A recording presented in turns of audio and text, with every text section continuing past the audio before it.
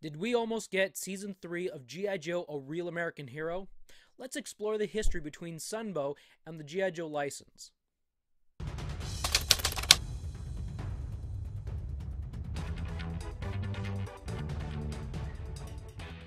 Sunbow Entertainment was an animation studio back in the 80s and 90s. Along with G.I. Joe, they produced other cartoon series based on toy lines from Hasbro such as Transformers and My Little Pony. Sunbow Entertainment began by making animated commercials for the G.I. Joe toys and the comic book. Due to various concerns, networks would not run a show based on a toy line. So, to sidestep that issue, Sunbow based their G.I. Joe cartoon on the comic book that began in 1982.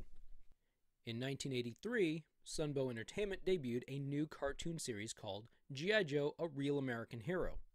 The series ran as a 5-episode weekday miniseries in September. The subject of the miniseries was the Mass Device, a device that essentially was a transporter that could send things from one location to another. Cobra used the device to threaten the leaders of the world to surrender to Cobra. One thing that censors would not pass was the use of real-looking bullets. Instead, the Joe and Cobra teams shot red and blue lasers. This gave the series a bit of a sci-fi feel. Also that year, Sunbow produced a series of PSAs, public service announcements, that were added on to the end of each episode.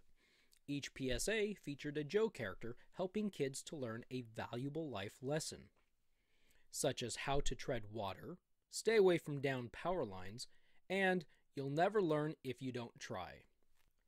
The next year, 1984, saw the release of the second G.I. Joe miniseries, The Revenge of Cobra, another 5-episode weekday miniseries that aired in September.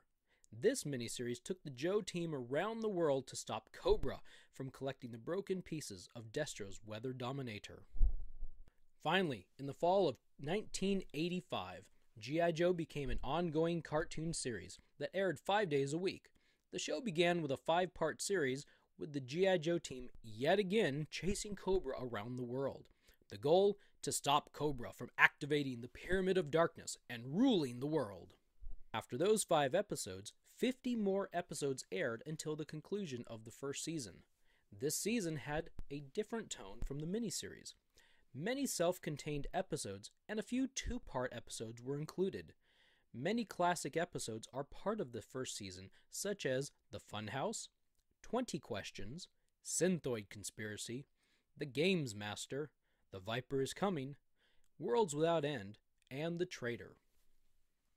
Season 2 of G.I. Joe aired in the fall of 1986 and began with yet another 5-episode miniseries.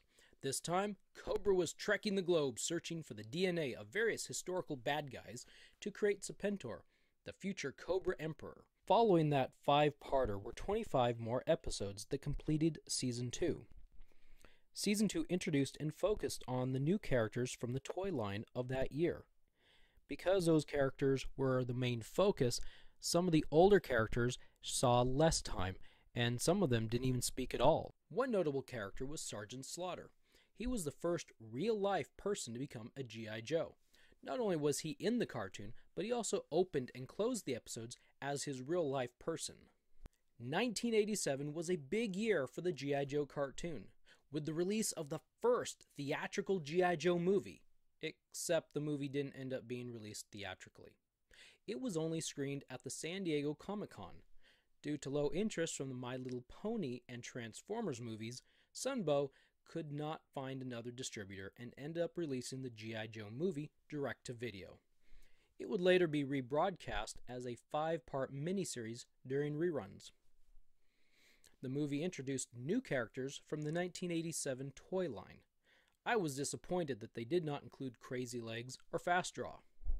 Because of financial reasons, Hasbro decided not to continue paying Sunbow to produce the G.I. Joe cartoon. Instead, Hasbro joined with a company willing to pay them for the rights to release the show. So there was never a Sunbow Season 3. A sort of Cobra Civil War might have been an angle that was pursued if Hasbro could have been convinced. I think it would have been pretty neat to see a Cobra Commander's Coil Army challenge Serpentor and his Cobra Army. Had Sunbow produced a Season 3, it was likely we would have seen some favorites such as Shockwave, Hit and Run, and Repeater. In 1994, Sunbow would produce the direct-to-video Sergeant Savage and the Screaming Eagles single episode, Old Heroes Never Die. The video came packaged with the figure Commando Sergeant Savage.